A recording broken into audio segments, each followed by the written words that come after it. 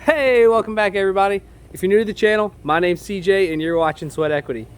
This week's gonna be pretty crazy because we're gonna do an entire recap of the rehab we did on the Mississippi property and what it took to take it from looking like this to looking like this. So without further ado, I'm pumped to get into this week's video.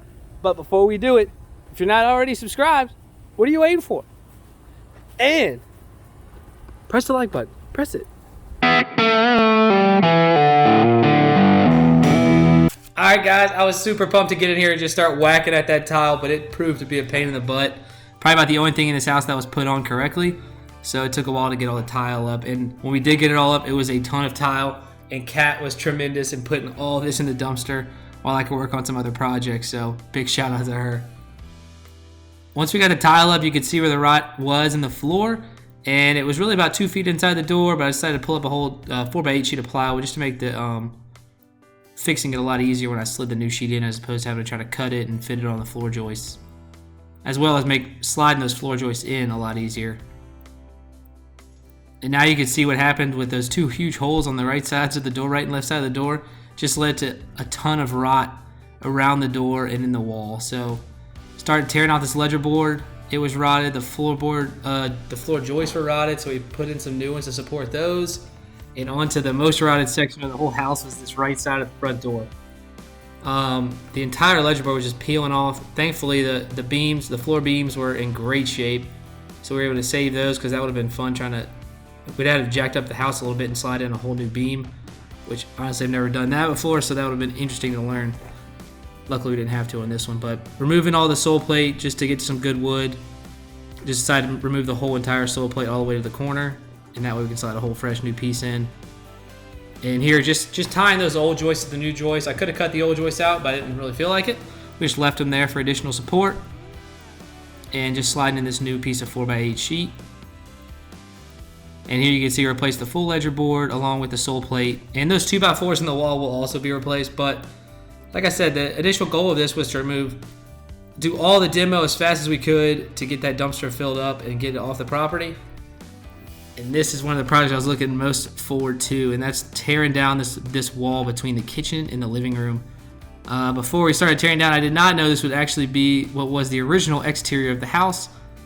And you could see how they did the interior, the walls themselves. It's actually a 3/4 inch beadboard. And on the other side of that beadboard was actually some old school like thin wood paneling and then sheetrock. So the walls themselves were pretty dense. This wall was just half as dense. The one to the left of it is actually beadboard on both sides, paneling, and then sheetrock. So it created a ton of mess. And thankfully we got that thing out pretty quick. And we were able to move on and get everything out in the dumpster. I originally wanted to save this cabinet. Yeah, it's ugly, but I thought I could save it, and then after looking at it more, there was no hope for this thing. And we actually found probably the largest spider I've ever seen in my life inside of that cabinet. You gotta check it out. I'll leave a link in the top. But on to continuing demo here. To make it easy to sheetrock, I just removed all the sheetrock on this section from the dining room to the kitchen, just to make it easy to put up the new sheets. Removing all the old nasty insulation. That'll get replaced as well. And this is the last wall that needed to be demoed in the house, and this is the wall that was between, well, that separated the old master bedroom from the master bathroom and closet. And since there was no public access bathroom, I say public access, I mean access to a bathroom not through a bedroom, I decided to make this a hallway and make this just into a regular bedroom and not make it the master bedroom anymore. And you'll see here in a minute that there's a weird gap between where that wall was and that bathtub. There's probably an 8-inch gap that's just unusable space, so we're gonna wind up pushing this wall 8 inches into the bathroom to give us more room for the hallway, and we'll shorten the size of this bedroom and add a closet in there of its own.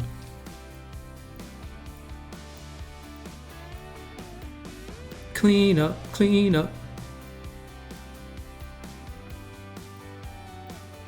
So check this out. This is how the old master bedroom was. Again, there's that random space, and look at this tub. I still think that people were showering in this tub even when it was cracked, because you'll see once I get this tub out, the amount of rot we found under there was ridiculous. There's actually a hole that was already there. It was probably about the size of a basketball in the bottom right corner behind this tub. You can see it right there. And then when I show you after I get this tub out, there's going to be 2 holes. There it is right there.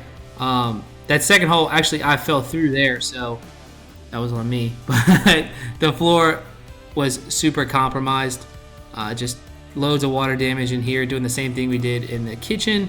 And that is just removing the rot until we got back to some good wood that we could use. And the rot was bad. These joists were eaten up. There's probably about 1 inch of joist that was just rotted off of each of these. So I went ahead and cut them out. And you see me cutting out just 2. There was actually supposed to be 3. The third one was so rotten it actually broke and just fell. It had, I don't know how long ago it was falling, but it was just laying under the house before I even started tearing up the wood. It might have broke when we were doing the demo, but I don't know. It could have been like that. So now we're just getting the boards ready for the new floor joists. And I just kind of have them sitting on the ledge, and now I had to get under the house and tap these things in. This probably might be one of the most miserable projects of the whole thing. Was the amount of mosquitoes underneath this house was ridiculous. So I had to try to quickly get these things in as fast as possible. But the new joist came out great. Here it is with a piece of plywood over the top. We're going to go back in and put another piece of 3/4 inch plywood just to build that floor up to what it needs to be. And now I'm framing in what will be the new hallway threshold, or just door frame. And I framed it wrong.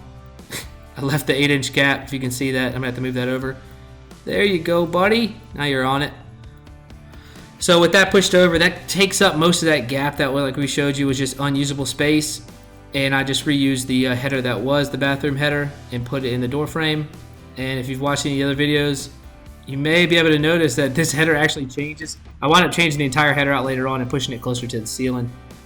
And this was the last bit of rot I thought we had in the house, and that was the back door. So same technique again, removing all the rotted board to replace it for new boards in the entire house. So with that done, pulled the sheetrock back the same distance where I thought we would be good to put new sheetrock up and replace the rotted joists out with some new fresh boards. And again, just sealing up that big hole with a new fresh sheet of 3/4 inch plywood.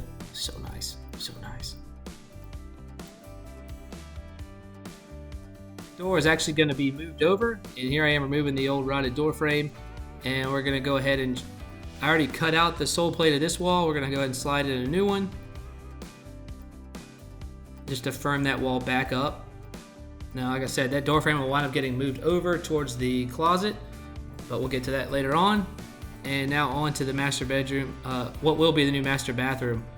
So I thought this would just be pulling up tile like we did in the kitchen, but I quickly realized there was like super thin plywood topped with tile backer, and then the tile was on it. So I want to say those 3 layers of flooring added up to maybe 3/4 of an inch, and that isn't code, nor is it safe. The sledgehammer was just going straight through it, so it really just had no shock absorption at all. So once I saw that, I was like, well, this all has to come up. So that quickly became what would have been a fast project turned into somewhat of a nightmare, having to pull up the entire floor, but overall worth it. Looks like they replaced it before in the past by the time I got finished, and you'll be able to see here soon when I'm talking about all the floor joists were actually replaced. That's about a 6-inch gap between the floor joists, so you can see new boards, old boards mixed in. So I was happy to see that. The floor is super sturdy. Structurally, it just needs to be reskinned, and there's a fresh layer 3/4 on top of that, and we'll put another layer on top of that as well. But there's more. I didn't put much on the bathrooms. There's a whole video on that, and I'll leave a link up here. And this was, I keep saying, one of my favorite parts of the project was closing up this door, this side of the house, because I was getting tired of putting this tarp up and down. The entire process would take me like 30 minutes. But now it's finally time. Dad came out to help, and we're going to cut out those rotted 2x4s I showed y'all earlier, and we're going to replace them with some fresh 2x4s, get this wall structurally sound, and get some siding finally back up on this thing. We used 5/8 plywood here, just to which was about the same thickness as the original backer they had on this section of the house. And they used a foam board, so we just went back with a sheet of plywood, just as good, probably a little stronger, just to give that gap between the siding. Mounting the same door. We're gonna wind up painting this thing later on, just save some money there. All about keeping that budget in check. Now it's time for some siding. So I went ahead and taped up all the joints just to keep any potential water egress out of the house, and we're gonna throw up some siding here. So this is the first time after this that the house has been watertight in I don't know how long. Those holes, I talked to a few neighbors that were on the sides of the door, had been on that house for maybe 5-6 years, and I was super happy to see the siding go up. And we stagger cut the left hand side so the seams wouldn't match up, again to help with keep moisture out of the house wherever we could. This, along with hammering those joists, might have been the suckiest part, was putting in this load bearing beam for the living room kitchen area. Now this is a 2x12x12. Thankfully Dad was there that day to help me throw 6 of these 2x12x12s up there, and we wound up running 2 end to end across for the first level, and then I'm going to put a second level which is going to be staggered, so there'll be a full 2x12 board in the middle, and then we'll cut one in half and put those pieces on the end, followed by another section end to end, giving us, what is that, 6x12 up there for the support. So construction adhesive all the way down each piece of board, and we screwed the living daylights out of this thing. I believe this is now the strongest portion of the entire house. There's probably about 2,000 screws in this thing. Did I do a little bit of overkill? Probably, but I don't have to worry about it. So if there's a hurricane, go underneath this thing, I'm telling you. Best part, I think I decided to do this in the middle of June, so it was super hot up there. That was a fun surprise we found. If you weren't following along with the episodes, that metal roof was the original roof from 1930. When they put the new roof on, they actually built it over the existing roof. So after weeks of working on the house and not having going in the attic and finding that was hilarious. Here I am just putting in the support for the right hand side, and I'm going to knock out some of these supports. The beam is still supported right now by that right hand side in that middle support beam right there. I have not done from this view the left hand side or the kitchen side of the support to knock out the remainder of this wall, because this floor beam right here is not on the pylon it should be. If you see right there, it's hanging off by the thread, so we needed to reinforce that. So I picked up some concrete blocks from Home Depot and started on the fun task of building a new pylon underneath the house. If this looks fun to you, you're my kind of people, but it wasn't fun. Just leveling out the base where the first block's gonna go, and then we're gonna go ahead and stack the rest on top of that. And I jacked up that floor beam a little bit to put some pressure onto that pylon, and we chucked that gap up with some more strips of wood to send that load down through the floor into those cuts of wood and then into that pylon, into that floor beam, so there was no kind of air gap between the weight. And now it's just time for the big moment of getting rid of this load-bearing wall and opening up this living room kitchen, which might have been one of the most transformational, if that's a word, portions of this project. I mean, between this and painting, I don't know. This staircase had been staring me in the face for months at this time, and I was like, it's going to be a nightmare to break this thing up. And they must have made it in the backyard or something. I mean, the iron they used, it wasn't like rebar, it was just old fences. It was like a wrought iron fence in there. There was like a whole gate latch. It was pretty cool. But we got that thing busted up, and now it's time to start laying out the kitchen and getting the cabinets set up. Now on to the fun task of taping and mudding. I actually hired somebody to come in and float, and I decided to tape. Was it smart to do that? Probably not. I think I saved myself a grand total of $200 by taping myself. And let me be the first person to tell you that it was not worth it.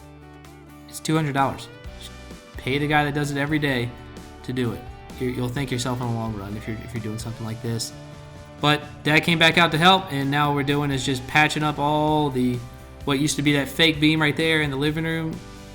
I guess what was a living room split section was. It was a little fake beam there, so I had to put a piece of sheetrock up to cover that so we could smooth that sealing over and get this thing buttoned up. Again, don't do it. If you're doing this, just don't. Look, just watch this video and let me be the voice of reason for you. Don't do it. Don't tape it. Don't mud it. Just pay somebody to do it. It's worth it. They do a great job. You'll see here, these guys, I called him. I was like, hey, I taped it up, but probably not the best, bud. And he goes, don't worry, man, I got you. Thank God Sebastian came in and freaking lit it up, man. He did an awesome job, and those guys were done in literally a day. They had it Well, not a day, probably about 3 days, because we did it in the middle of winter. So it was cold. We had to wait for the mud to dry and whatnot. But he got it done in probably about 3 days. Got it floated, sanded, and textured. Big shout out to Dustin for coming out and helping on the tape. The tape was continuously going on. It was taking forever. He helped out in the dining room and got that whole thing pretty much mudded. And like I said, Sebastian came out and fixed our mess ups and textured it up and sanded everything. So now we're at the second most change-worthy portion of this project, was putting paint on the walls. This house had maybe 9 colors, house of many colors, if I may. And putting a single coat of paint on this house that was just consistent throughout the whole thing just made a huge difference. Did we miss some spots? Absolutely. But was I worried about it? No. With the paint done, now we can focus on the floors. I was waiting to do flooring until after. I just put down a sheet of some really thin Luan down just to make sure there was no, it was kind of different terrain going from the living room to the kitchen, just from the age of the house. So we put that down just to make sure there was no rough transitions for these floorboards. And we got to flooring, and by we, I mean me. Thankfully, my little brother Peyton came, and you'll see he is a huge help. Not really, P. I'm sorry, bro. Flooring's not your thing. Don't worry about it. It's not my thing either. I hate it. But, again, might be 4 most transformative portions of the project. Flooring makes a huge difference in the house. And, like I said, I appreciate Pete coming out to help. When this floor went down, it looked awesome. And couldn't have been happier with it. It was actually pretty cheap stuff, too. It's luxury vinyl plank flooring, so it's made out of plastic. Don't gotta worry about it getting wet. Don't gotta worry about anything like that. And I want to say it was like $1.30 a square foot at Home Depot. So bought up a ton of that and got the floors done for, I think, less than $2,200. Keeping it under budget there. With the floors knocked out, we're going into touch-up, well, trim painting and door painting. Dad's working on painting the outside. And again, I know it looks really blue on the video. Don't worry. In real life, it's not as sky blue as it looks. It is sky blue. Shout out to Miller. It's my boy. But it's not as blue as you think. And sitting next to the sky in the background, it looks pretty close. But just trust me, it's a little more slatey. Katie will tell you it's not slatey. It's slatey. Just let it be slatey. Touch-up paint, not my favorite. Thankfully, Mom came back behind me after I did this coat of primer. Mom came back and touched up all the windows, and they look phenomenal. Big shout out to Mom. But with these windows knocked out, it's time for final touches in the house. Final touches being backsplash. Again, I was going back and forth on tile, or we went luxury vinyl tile. We're going plastic throughout this whole thing. We did this whole backsplash for $33. That's grout included. And I use construction adhesive for the backs of these tiles. They are peel and stick, but just to make sure they get that little extra stick, I threw some construction adhesive on there, and those joints aren't going anywhere. Had a lot left over, and big push from my mom to put it on the back of this island. Happy she threw the recommendation out there because it does look great. And with finishing up the backsplashes and the countertops, all that's left is to put together the staircases on the front and the back. And both frames were fine. We just had to go ahead and put new treads on there and paint the sides, and it came out great. But that's enough talking. Let's get into the clips you've all been waiting for, and that is the before and after. So sit back and enjoy.